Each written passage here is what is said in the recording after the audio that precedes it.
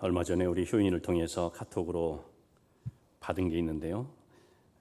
유명한 영화인 블랙팬서의 주인공 체드윅 보스만에 대한 것입니다. 아시는 것처럼 여러분들 이 체드윅 보스만이 대장암이라고 하는 질병으로 인해서 아까운 나이인 43세에 세상을 떠난 것을 아시죠?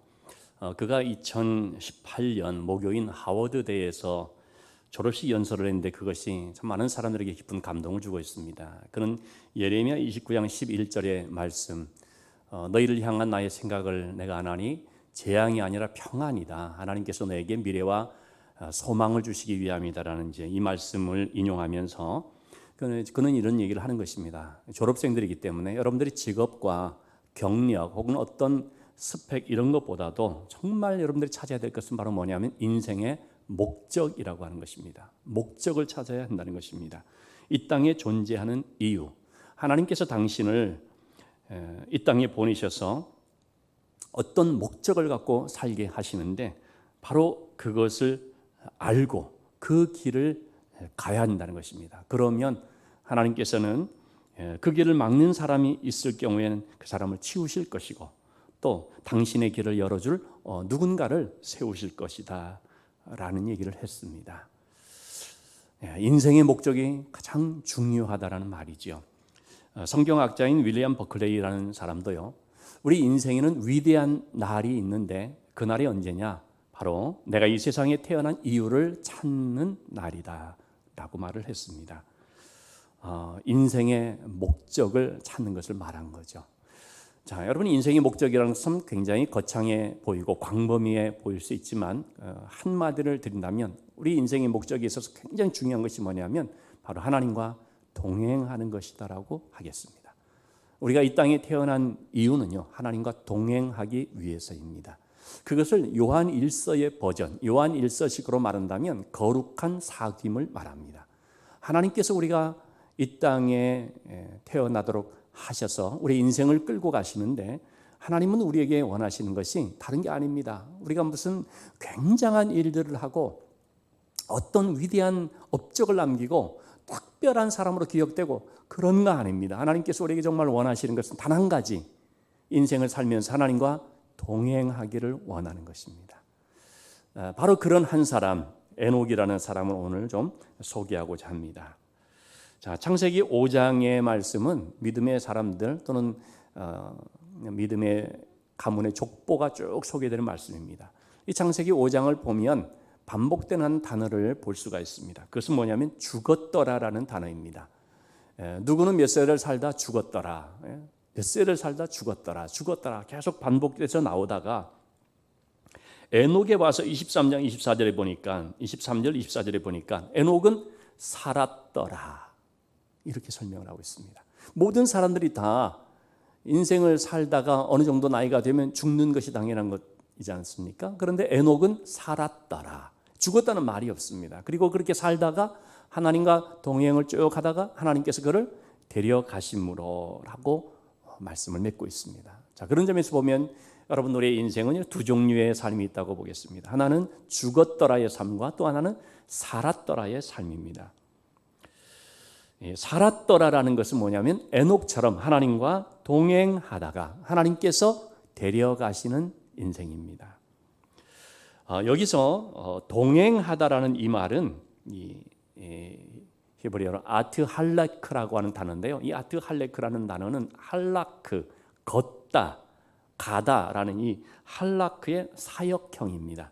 그러니까 내가 그냥 걸어가는 것이 아니고요, 자신을 걸어가게 하다, 그렇게 살게 하다라는 뜻이 되겠습니다. 다시 말하면 자신을 하나님의 뜻에 맞추게 하다는 것입니다. 여러분, 우리가 하나님과 동행하려면요, 하나님께 맞춰야 됩니다. 하나님의 뜻에 나를 맞춰야 되는 것입니다. 즉 하나님과 뜻을 같이 해야 되는 것입니다. 아모스 3장 3절 말씀에서 이런 말씀을 하고 있죠. 두 사람이 뜻이 같지 않은데 어찌 동행하겠으며. 같이 간다고 동행이 아닙니다. 여러분, 같이 가면서도 뜻이 맞지 않고 생각이 맞지 않아서 같이 가는 그것이 불편하고 힘들고 괴로운 사람들도 있습니다. 어떤 부부는 부부는 일심동체라고 하지만 부부 생활을 하면서 같이 살아가면서 생각이 다르고 뜻이 달라서 전혀 동행하지 못하고 차라리 이렇게 할 바에는 그냥 헤어지자라는 분들도 있지요. 같이 살면서도 마음과 뜻이 다르면은 그것은 가기는 가는데 평행선을 달리면서 가는 것입니다. 그런 점에 있어서 내 뜻과 내 고집을 주장하게 되면요, 하나님과 동행할 수가 없습니다. 하나님과 동행하기 위해서는 하나님의 마음과 하나님의 뜻과 내가 맞춰줘야 하는 거죠. 자, 그러면 우리가 하나님의 뜻을 알려면 어떻게 해야 되는가? 하나님의 뜻을 알기 위해서 첫째는 물어야 됩니다. 그냥 가만히 있으면 알게 되는 것, 조금 지나면은 터득이 되는 것 아닙니다. 물어야 됩니다.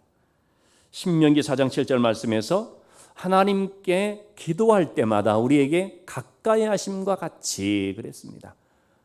우리가 기도하는 삶을 산다는 것은 하나님께 나오는 것이고 하나님께 묻는 것이고 또 하나님과의 대화라고 할 수 있지 않습니까? 그러면서 우리가 하나님과 가까워지는 것입니다. 즉 우리가 하나님의 뜻 가운데로 뜻으로 나가게 되면 하나님께로 점점 가까이 나가게 되면 우리가 가까워지게 되는 것입니다. 그런데 이렇게 하나님께 묻지 않을 때 문제가 생깁니다. 여호수아가 가나안 땅을 정복할 때에 승승장구를 했었는데요. 첫 번째 실패를 맛본 것이 실수를 통하여서였습니다. 기브온 주민들이 속여서 여호수아를 찾아와 우리는 저 멀리서 온 사람이라고 했습니다. 그때 성경 여호수아 9장 14절 성경에서는 이렇게 말합니다. 무리가 그들의 양식을 취하고는 어떻게 할지를 여호와께 묻지 아니하고, 묻지 않은 게 화근이 됐습니다. 그러니까 어떻게 됐습니까? 속아버렸습니다. 속아 넘어갔습니다. 뒤늦게 알게 되자 그때는 이미 엎질러진 물이었습니다. 하나님의 이름으로 약속을 해버렸기 때문에 깰 수가 없게 됐습니다. 그래서 그들을 물리쳐야 되고 쫓아내야 되는 대상이었는데 할 수 없이 그들을 잊게 할 수밖에 없었고, 그러면서 그들에게는 그 이스라엘 백성들에게는 가시가 되고 상처가 되기 시작하죠. 그들을 통하여서 우상 숭배들이 그 백성들에게 이제 퍼지게 되는 것입니다. 묻지 않아서 그렇게 됐습니다. 사울 왕은 한때 하나님 앞에 쓰임을 받았던 사람이죠. 그러나 그가 하나님 앞에 결국은 버림을 받게 됩니다. 그 이유가 무엇이라고 말하고 있느냐면 역대상 10장 14절 말씀에서 하나님께 묻지 아니하였으므로, 다른 문제가 아닙니다. 사울의 교만함, 사울의 불순종은 어디서부터 비롯됐느냐? 하나님께 더 이상 묻지 않으면서 됐습니다. 그래서 여러분, 우리가 하나님 앞에 묻지 않게 된다는 것은요, 교만해지고 불순종으로 이어질 수 있는 심각한 뿌리가 된다는 사실을 인지해야 됩니다. 우리가 잠시라도 묻는 것을 게을리해버리게 되면 그로 인해서 탈이 나버립니다. 인용은 하진 않았지만 다윗의 경우를 보시면 어떻습니까? 사울이 하나님께 묻지 않아서 사울의 그 왕권을 다윗에게 넘겨줬지 않습니까? 다윗이 하나님께 묻는 사람이었습니다. 틈만 나면 하나님께 묻자와 가로되, 똑같은 일을 두고서도 항상 하나님께 물었습니다. 블레셋과 싸움을 할 때도 하나님께 물으면서 하나님 어떻게 하겠습니까? 올라가 싸워라. 바로 직후에 또 블레셋과 싸우게 될 때도 똑같은 상황인데 또 묻습니다. 이렇게 물었던 다윗이 묻지 않게 되자, 그때가 언제냐면 너무 편해지고 암몬 족속과의 싸움을 싸워야 되는 그런 시점에서, 요즘 우리가 금요 심야기도를 통하여서 이제 그 사무엘하의 말씀을 보고 있습니다만, 물어야 되는 그런 다윗의 삶이 그만 느슨해지고 좀 안일한 가운데 빠지게 되었을 때, 그는 아침 일찍 혹은 새벽을 깨웠던 사람이었었는데 저녁 늦지막지 일어나서 왕궁을 거닐다가 그만 범죄를 하게 되죠. 남의 아내를 간음하게 되죠. 여러분, 그 문제도 결국 어디서 시작된 거겠습니까? 묻는 이 삶이 게을러졌을 때, 묻는 것이 그만 중단이 되었을 때, 여기에서 불순종도 나오고 타락함도 나오게 되는 것입니다. 자, 그런 점에 있어서 우리는 하나님의 뜻을 알기 위해서 물어야 됩니다. 매 순간순간을 물어야 됩니다. 한 번 묻고 그것이 1년 가고 2년 가고 하는 것이 아닙니다. 매일매일 우리 하나님 앞에 묻는 것입니다. 또한 우리가 하나님의 뜻을 알려면 말씀을 봐야 됩니다. 어떻게 해요? 날마다, 매일매일. 그것도 보고 싶은 것만 보는 것이 아닙니다. 여러분, 하나님의 말씀은 양식입니다. 양식이라고 하는 것은 편식하면 안 됩니다. 골고루 먹어야 영양을 섭취할 수 있습니다. 그런데 우리 현대인들의 신앙에 있어서 문제점 중에 하나가 뭐냐면요, 보고 싶은 것만 보고 듣고 싶은 것만 듣는 경향이 있다는 것입니다. 여러분, 요즘 이 광화문 집회를 비롯하여서 아주 극성스러운 소수의 문제를, 목소리를 크게 내고 막말을 일삼는 그런 사람들의 그런 우려되는 부분이 뭐라고 하겠습니까? 보고 싶은 것만 보고 듣고 싶은 것만 듣는다는 것입니다. 유튜브 방송을 많이 듣는데 항상 그런 극우적인 그런 맨날 나오는 그것만 들으니까 거기에 세뇌되는 것입니다. 그래서 이렇게 부주의하면 감염된다라고 누차 방역당국에서 얘기를 하지만은 우리는 괜찮다. 감염됐어요? 확진자가 됐어요? 그래서 방역당국에서 왔는데 도망을 가버리고 거짓말하고. 그게 왜냐하면 자기가 듣고 싶은 것만, 보고 싶은 것만 보고 듣고 하는 가운데 그런 쪽으로 좀 세뇌돼 버렸기 때문인 것이죠. 치료를 위해서 데리러 오는 것인데 잡아서 가두기 위해서 온다라고 터무니없는 생각을 하게 되어버리는 것입니다. 하나님의 말씀을 우리가 보면서 이런 점을 늘 주의를 해야 됩니다. 내가 혹시 편식하는 것은 아닌가? 골고루 보는 것입니다. 그러면서 하나님께서 원하시는 것이 무엇인지를 알게 됩니다. 여러분, 하나님의 말씀을 통하여서 하나님의 뜻을 알지 못하면 어떻게 됩니까? 내 생각과 내 뜻으로 꽉 차버립니다. 신앙생활하면서, 그래서 우리 신앙인들이 참 위험스러운 면이 뭐냐면요, 잘못된 것을 확신하면 거기에 빠져버린다는 것입니다. 잘못된 정보가 들어와 버리면 그걸 맹신해 버린다는 것입니다. 거기서 이단이 나오고 거기서 좀 이런 사이비성 또는 광신적인 것이 나오는 거죠. 우리는 하나님의 말씀을 잘 보면서 그 말씀을 통하여서 내 생각을 교정하고 하나님의 뜻을 알 필요가 있습니다. 그러려면 하나님의 음성 듣기를 사모해야 됩니다. 늘 하나님의 말씀 듣기를 힘써야 됩니다. 하나님의 그 말씀 앞에 주파수를 맞춰야 됩니다. 제가 딱 한 번 우리 교회에 왔을 때 초기에 우리 성도님들과 같이 자동차 극장이라는 곳을 가본 적이 있습니다. 자동차 극장에 가면은 가본 사람은 알겠지만 화면이 쫙 펼쳐지는데 자동차 안에서 영화를 보는 거거든요. 그때 뭘 봤는지도 모르겠어요. 다만 우리 성도님들하고 그때 같이 갔다는 거 기억이 있는데, 차 안에서 그 화면을 보면서 소리를 들으려면 주파수를 맞춰야 됩니다. 처음에는 제가 맞추지 못해가지고 소리가 안 난다라고 했더니 그거 좀 잘 맞추면 된다고 해서 맞췄더니 그래, 소리가 자동차 안에 있는 그 오디오로 잘 들렸습니다. 마찬가지거든요. 우리가 아무리 우리가 하나님을 찬양하고 하나님을 섬기고 하나님 바라봅니다라고 한다 할지라도요, 주파수가 맞지 않으면 그 하나님의 말씀이 나에게 들려지질 않는 것입니다. 분명히 하나님 말씀하시고 있고 남들 다 듣고 있는데 나만 못 듣는 거예요.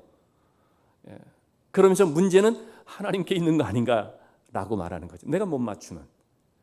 그런 점에 있어서 우리는 하나님의 뜻을 알고 하나님과 동행한다고 할 때 내가 과연 하나님께 주파수를 잘 맞추고 있는가 하는 부분을 체크해 볼 필요가 있습니다. 자, 이렇게 우리가 하나님의 뜻을 알게 되면 정말 중요한 것이 이것입니다. 순종해야 됩니다. 뜻을 알았는데도 순종하지 않는 경우들이 있지요. 지난 수요 예배 때도 요나에 대한 말씀을 좀 했었고, 심야 기도회 때도 또 거기에 좀 더 나가서 순종이 무엇인가라는 말씀을 좀 드렸습니다. 뜻을 아는데 순종 안 합니다. 오히려 요나처럼 알기에 순종을 안 하는 것입니다. 하나님께서 니느웨 사람들을 구원하시려고 하는구나. 난 싫은데, 그러면서 도망을 가버렸죠. 여러분, 우리가 하나님의 뜻을 안다면 그건 순종해야 되는 것입니다.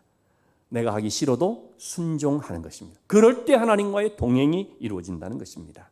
자, 에녹이 바로 그러한 축복을 받았습니다. 하나님과 동행하고 하나님께서 그를 데려가시는 축복을 받은 삶입니다. 자, 에녹이 그런 축복을 받았던 이유는 무엇 때문인가? 히브리서 11장 5절의 말씀 보니까 그는 하나님을 기쁘시게 하는 자라는 증거를 갖고 있었던 것입니다. 하나님을 기쁘시게 하는 자였기 때문에 하나님과 동행했습니다. 또 하나님과 동행하는 것을 보니까 그는 하나님을 기쁘시게 하는 자라는 명백한 증거가 보여졌던 것입니다. 그러면 무엇이 하나님을 기쁘시게 하는가? 이어서 나오는 구절은 뭐냐면 믿음이라고 말하고 있습니다. 믿음이 없이는 하나님을 기쁘시게 못한다는 것입니다. 열심이 아닙니다. 좋은 그런 마음 아닙니다. 어떤 지식이 아닙니다. 하나님을 향한 믿음입니다. 그 믿음이 어떤 믿음이냐? 두 가지를 말하고 있죠. 하나님이 계신 것, 하나님이 나와 함께 동행하시는 것, 하나님이 내 삶을 인도하시는 것, 하나님이 살아서 역사하시는 이 살아계신 하나님을 믿는 것이 믿음입니다. 또한 하나님은 자기를 찾는 자들에게 상 주시는 이심을 믿어야 할지니라. 하나님은 자기를 찾는 자들, 하나님을 향하는 자들, 하나님을 의지하며 하나님을 위해서 열심을 내는 자들에게 반드시 상을 주신다. 이걸 우리가 믿어야 한다는 것입니다. 에녹은 바로 그런 믿음을 가졌기 때문에 그 믿음으로 하나님과 동행할 수 있었던 것입니다. 혹 그런 말을 하는 사람들이 있습니다. 나는 하나님이 주는 상을 바라지도 않고요. 난 천국이 없어도 괜찮고요. 나는 그냥 마음이 편하기만 하면 됩니다. 그것이 내가 신앙생활하는 이유요, 신앙생활의 목적입니다 라고 말하는 사람이 있습니다. 굉장히 욕심이 없어 보이는 것 같지 않습니까? 근데 여러분, 그것은 믿음이 아닙니다.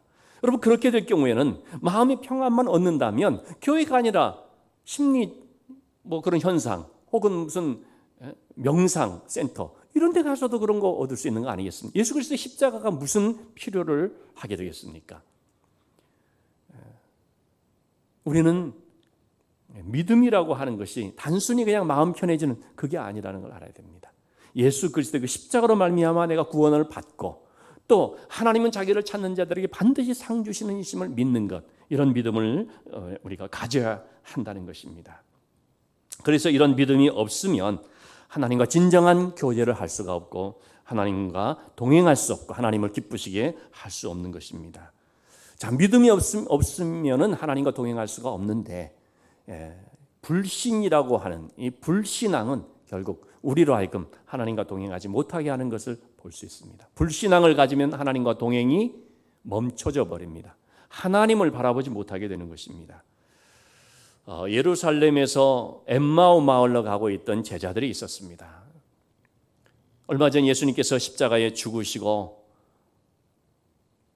너무나 슬픔에 빠져서 이제는 다 끝났다라는 마음으로 아마 엠마오 마을로 가게 됐던 것 같아요. 누가복음 23장 17절에서는 그들의 모습을 슬픔을 띠고 머물러 섰더라 라고 말하고 있습니다.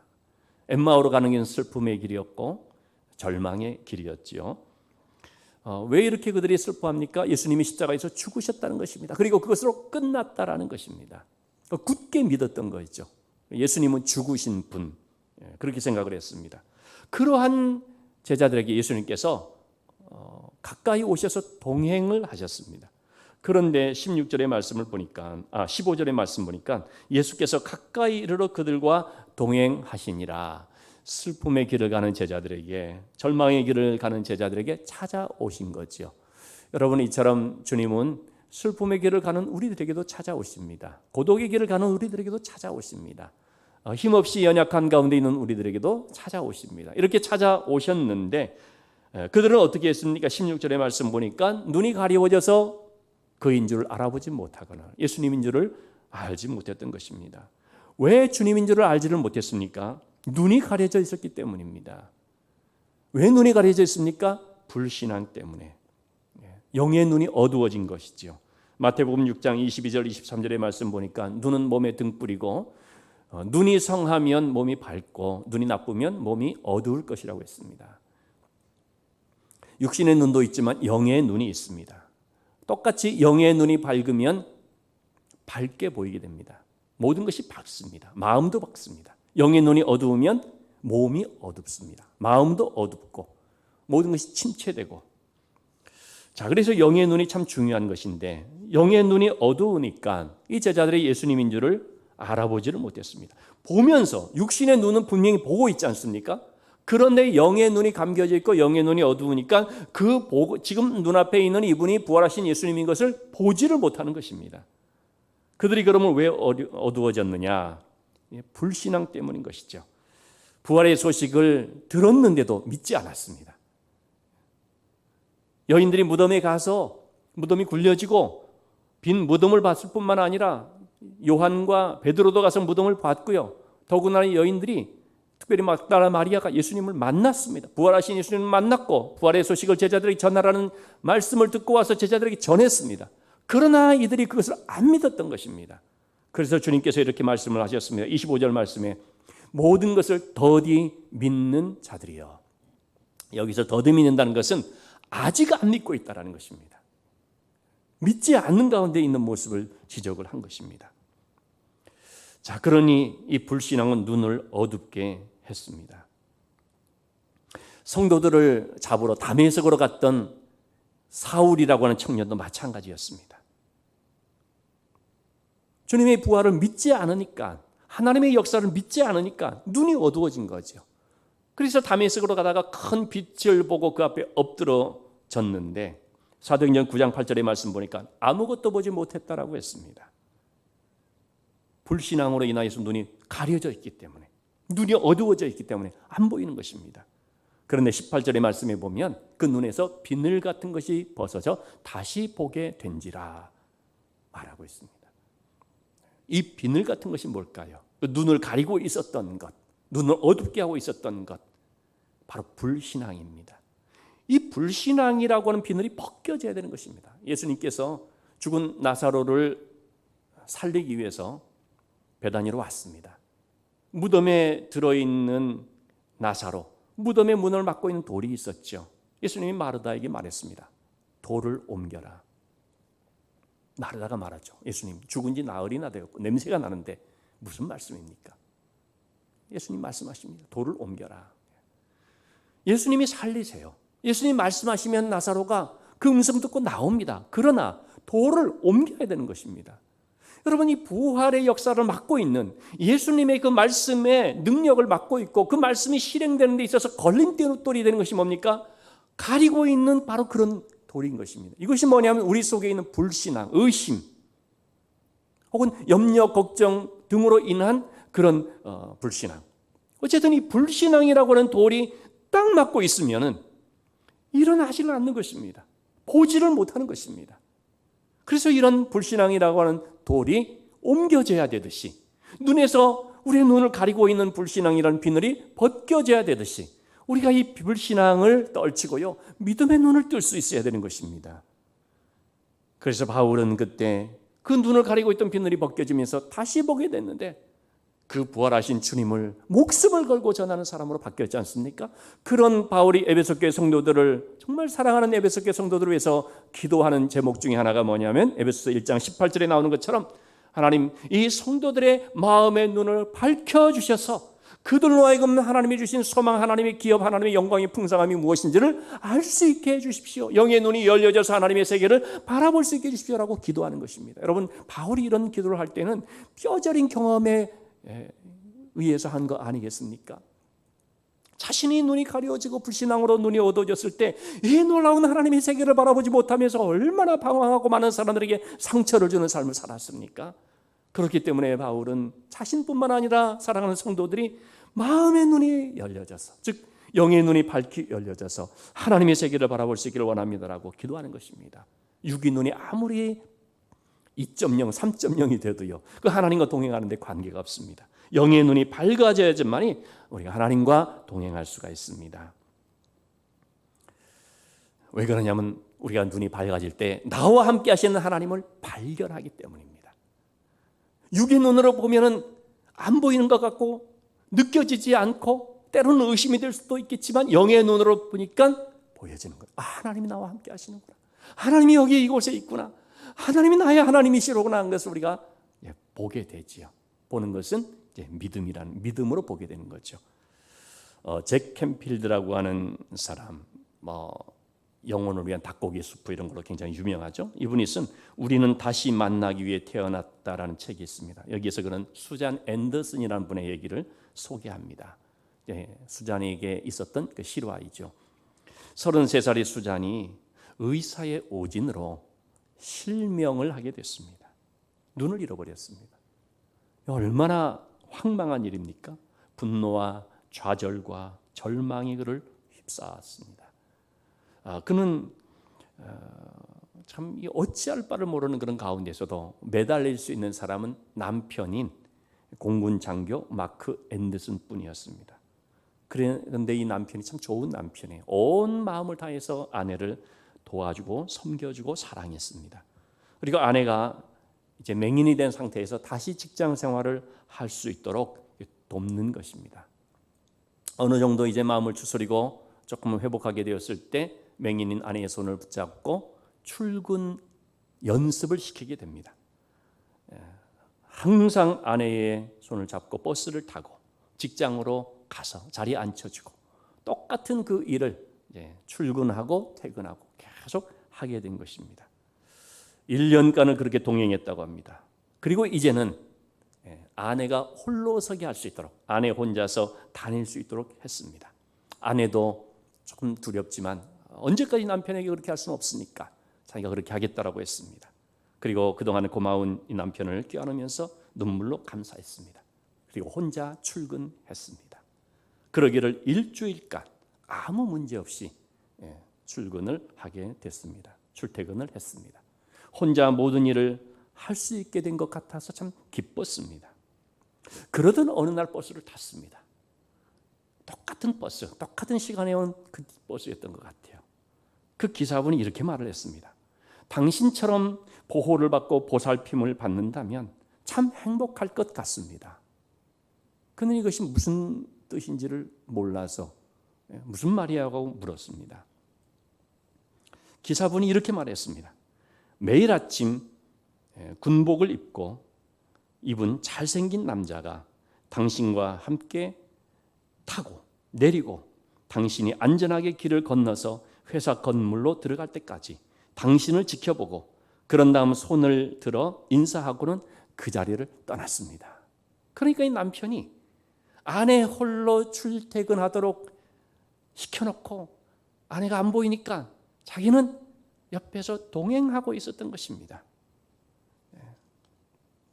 같이 타고 같이 내리고 회사 건물로 들어가는 것까지 보고 아내는 모르는데 손을 들어서 이렇게 인사를 하고 아내는 모르고 있었던 거죠.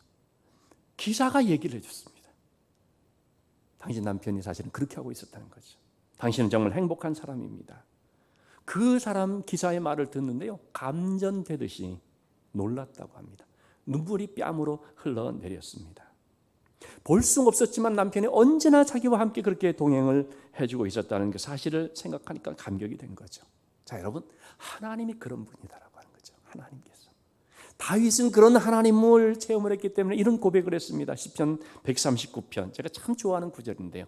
9절 10절 말씀만 인용하면 내가 새벽 날개를 치고 바다 끝에 가서 거주할지라도 거기서도 주의 손이 나를 붙잡고 주의 오른손이 나를 인도하시고 나와 함께 하십니다. 내가 어느 곳에 가든지 바다 끝에 가든지 하늘 높은 곳에 가든지 때로는 낭떠러지 같은 순간을 만나는 그 지점에서도요, 하나님이 거기 계시고 내 손을 붙잡고 나를 인도하시고 나를 지켜주시더라는 거죠. 주님은 우리의 삶 속에 늘 함께 하시면서 나의 등 뒤에서 나를 도우시는 분입니다. 때때로 뒤돌아보면 항상 하나님이 거기 계시다는 거죠. 매일처럼 주저앉고 싶을 때 다가와서 손 내밀어 주시고 붙들어 주시는 분입니다. 우리가 이러한 주님의 약속의 말씀을 의지함으로 날마다 힘과 용기를 얻고 동행하시는 그 하나님을 바라보면서 나가야 되겠습니다. 자, 여러분, 에녹은요, 제가 오늘 이 말씀을 준비한 이유도 그것인데, 여러분, 에녹은 어떤 특별한 일을 한 사람이 아닙니다.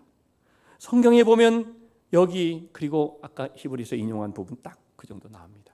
그가 무슨 직업을 가지고 어떤 삶을 살았는지 아무도 모릅니다. 정말 평범한 사람입니다.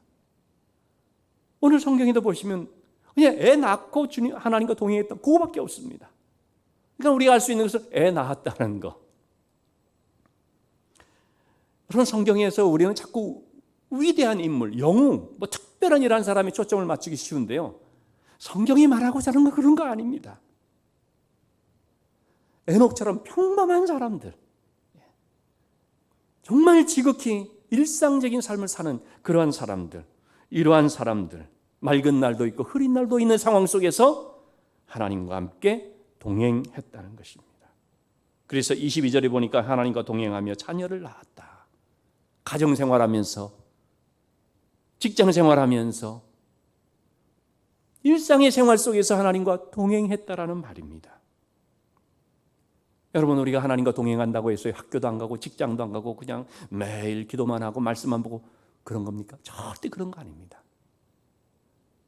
뭐든 할 거 하면서 애도 낳고 결혼도 하고 애도 낳고 애 기르고 육아하고 어떤 직장 생활하고 취미 활동도 하고 하면서 하나님과 동행하는 것입니다. 우리가 이 신앙이 정말 성경적인 바른 신앙을 갖지 않으면 이렇게 이단적인 사상이나 잘못된 얘기를 하는 쪽에 쓸려버릴 수가 있습니다. 할 거 안 하면서 뭐 기도원에 가 있거나 무슨 어떤 곳에 탁 틀어박혀 있으면 그게 신앙 좋은 것처럼 천만의 말씀이라는 거죠. 일상생활하면서. 요즘 우리 교회 안 나오는데 한 그 장애를 가진 청년이 나왔지 않습니까? 신학을 이제 가기 위해서 준비를 하는데 거기에 대해서 좀 조언을 해달라고 해서 제가 그랬습니다. 지금 우리 사회에는 목사님이 많이 필요한 게 아니라 좋은 평신도가 더 많이 필요하다. 왜냐하면 우리 교단만 하더라도요, 교인들이 작년 2019년 통계를 보니까 성도 수는 한 4만 명 줄고요, 목사 장로 숫자는 더 늘어났어요. 여러분, 그게 지금 현실이에요. 지금 교인들은 줄어가는데 목사님들이 많이 늘어나요. 그래서 정말 내가 진짜 뭐 하고 싶은 말이 있다면 좋은 평신도가 돼서 교회 잘 섬기는 사람이 됐으면 좋겠다라는 것입니다. 교회에서 돈 받는 사람 아니라 교회 헌금하는 사람 되기를 바란다고 얘기를 했습니다. 여러분, 정말 우리에게 일상생활 속에서 사회생활 가운데서 하나님과 동행하면서 좋은 믿음의 사람으로서 본이 되고 영향 주고 감동을 끼치는 그런 사람이 얼마나 귀한지 알 수가 없죠. 현재의 삶을 살아가면서 일상 속에서 동행하는 것, 그럴 때 하나님께서 24절 말씀 그를 데려가셨습니다. 세상 나라에서 하나님의 나라로 옮기셨습니다. 여러분, 우리가 예수 그리스도를 믿으면, 예수 그리스도를 통하여서 구원의 새 생명을 얻으면 이런 역사가 일어납니다. 골로새서 1장 13절 말씀, 흑암의 권세에서 건져내 아들의 나라로 옮겨주십니다. 주님을 믿으면 우리가 옮겨집니다. 저주에서 축복으로 옮겨집니다. 어둠에서 빛으로 옮겨집니다. 슬픔에서 기쁨으로 옮겨집니다. 두려움에서 평안으로 옮겨집니다. 패배에서 승리로 옮겨집니다. 사망에서 생명으로 옮겨집니다. 육의 삶에서 성령의 삶으로 옮겨지는 것입니다. 수련회 참 비대면으로 해서 이번에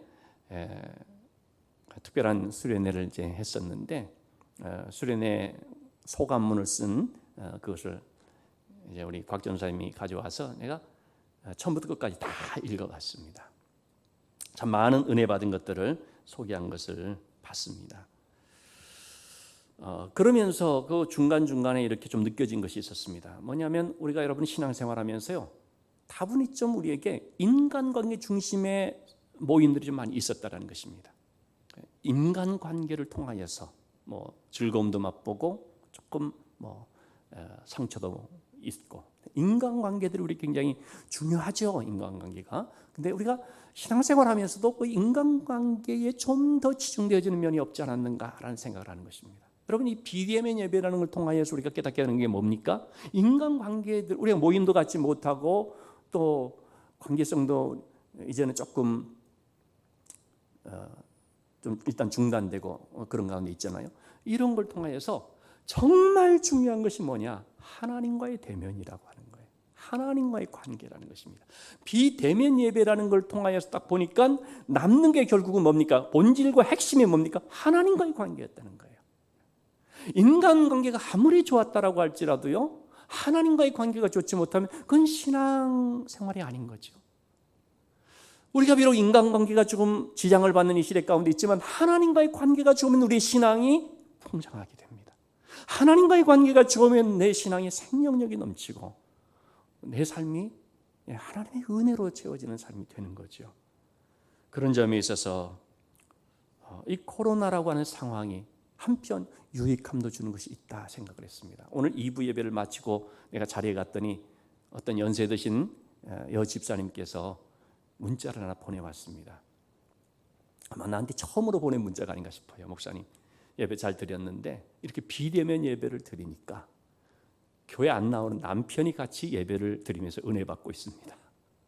그 말을 듣는데요, 진짜 얼마나 감사했는지 모릅니다. 아, 이런 유익이 있구나. 근데 그 얘기를요, 여러 군데서 내가 지금 듣고 있습니다. 혼자 교회 나왔던 분들이 집에서 예배를 드리게 되니까 당신도 와서 같이 좀 참여하라고, 뭐 참여하기보다 한번 들어보라고 뭐 이러면서 예배를 드리는 경우들이 지금 생겨나고 있다는 거예요.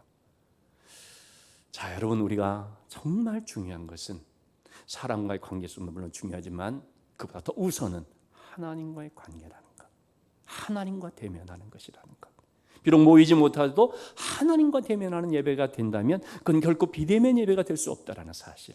이렇게 하나님과 대면하고 하나님의 마음을 알고 하나님의 뜻을 알고 하나님께로 가까이 나가게 되어지는 삶이 되면 하나님과의 동행이 이루어지고 그것이 곧 우리로 하여금 그 하나님 나라의 풍성함을 미리 맛볼 수 있도록 하는 복된 삶이 된다는 사실을 기억하고, 여러분, 우리가 사람이 아니라 하나님과 동행하는 삶을 이루어 나가는 그런 아주 복된 인생이 될 수 있기를 주님의 이름으로 부탁을 드립니다.